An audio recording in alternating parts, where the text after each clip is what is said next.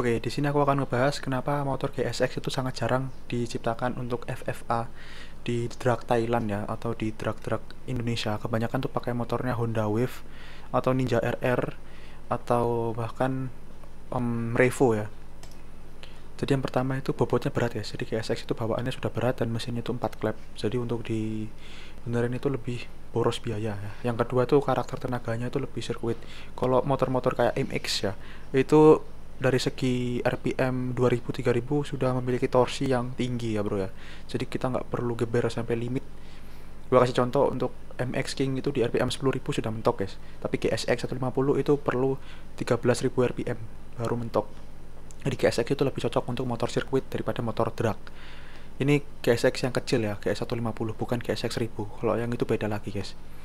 Terus yang ketiga kompleksitas modifikasi. Untuk modif Honda Wave atau MX King itu lebih simpel karena dari segi housing bore-nya itu apa sih namanya guys?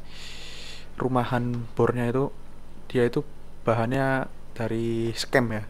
Skem Suzuki Composite Material itu ribet untuk di bore up ya. Beda sama uh, bisa cuma lebih mahal.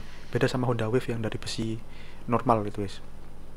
Lalu GSX-R itu memiliki um, dia punya mesinnya itu guys ya, part substitusinya itu lebih sedikit dibandingkan Honda Wave atau Ninja RR guys.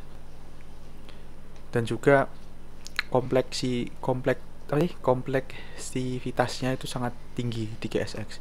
Jadi GSX itu istilahnya itu elektroniknya sangat banyak guys. Bahkan ada sensor kalau jatuh atau sensor miring itu ada. Tapi kalau di motor kayak Honda Wave, Honda MX King Yamaha MX King atau Ninja RR itu lebih simpel, jadi bisa fokus untuk mesin ketimbang elektroniknya. Bahkan kalau ada satu baut atau apa yang nggak lengkap di Suzuki, itu cenderung motornya nggak nyala ya. Itu sangat menyusahkan untuk mekanik drag race, yang biasanya drag race itu tidak perlu komponen yang lengkap banget, karena di drag race itu diciptakan untuk bongkar pasang ya, karena biasanya kan motornya sering jebol. Kalau misalnya harus super super perfect itu merugikan dari segi mekaniknya gitu, lebih capek untuk modif. Kalau si motor-motor MX King, FFA, Ninja FFA, terus Fiction FFA itu kalaupun dia bautnya kurang satu itu masih bisa jalan guys, karena dia tidak memiliki sensor elektronik yang kompleks gitu, walaupun itu 150 cc ya. Kalau yang 1000 cc lebih gila lagi guys, itu lebih isunya lebih ribet guys.